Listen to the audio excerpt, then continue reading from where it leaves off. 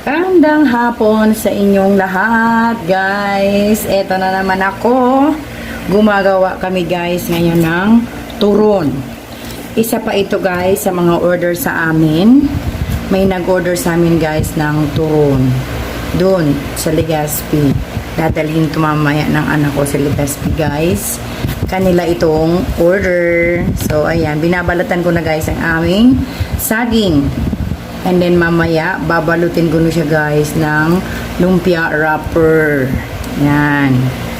So, ayan, guys. Irarap na natin ang ating banana saba sa ating banana wrapper. Or lumpia wrapper, rather. Ayan. Ang gagawin ko, guys, babasain ko muna dito. Kasi kung flour kasi nga gamitin ko, guys, medyo masyado siyang makapal. So, dagdag pa siya sa tigas ng ating turon. So, na-discover ko na kapag gumagawa ako na ginagamit ko harina, guys, mas lalong tumitigas ang aking turon. So, naisip ko, mas magandang gamitin ang tubig lang, guys. Ganyan. Oh. Didip mo lang yung tubig doon. Doon. Oh. Didip mo siya, guys, doon. Tapos, ayan. Didikit siya kasi nga, yung lumpia wrapper natin, galing din siya, guys, sa harina. So, kaya didikit siya.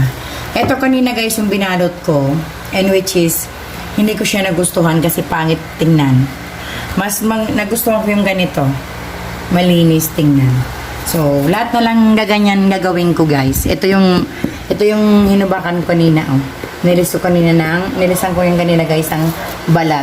So, tatapusin natin to kasi maya-maya, mga 3:30 PM, pipick up na to, guys, na order sa amin na turon. Ayan. Gumagawa lang ako nito, guys, kapag may order. Pag walang order, gumagawa kasi, alam mo naman, ang inyong Mom's Kitera, busy lagi. Marami pa akong gagawin. Gagawa pa tayo ng longganisa, ice candy, maraming gagawin. Maglalaba. Ang dami, guys. So, pag may order lang nagagawa ang inyong Mom's Kitera ng turon. So, yun lang. Ayan, guys. Isasalang na natin ang ating mga turon-turon dito sa ating mantika. Niluto na natin ang ating turon, guys. So, ito na, guys, yung natapos na. Ay, ilagyan ko yan, guys, ng sugar mamaya. Ito pa. And then, ito pa siya, guys. See, marami sila. So, ayan, guys. Di ba kanina, pinakita ko sa inyo yung mga turon na tapos nang gawin.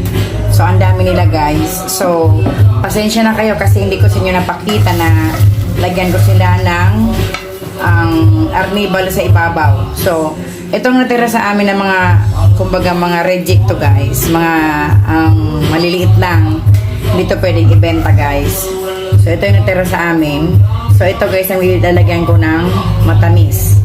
Yung sinasabing arnibal ba. Ganito yung ginawa ko, guys, kanina doon sa isa kong niluto. Yung naunang niluto. Ganito din ang ginawa ko. Kaya lang, ang pagkakaiba nila, guys, kasi ito, maliliit, and which is, hindi ito pwedeng ibenta, guys. Pwede ito kainin lang. Pero kung bibenta, hindi, guys, pwede. So, sila yung nilagyan ko rin ng arnibal na ganito. So, ngayon, ipapakita ko lang sa inyo, guys, kung paano ko nilagyan yung nauna kanina kasi nagmamadali kasi yung anak ko nadalhin yung order ng nila kasi hapon na. Yung mga magme-merienda, guys, kasi late na daw, gutom na. So, umalis na sila, guys.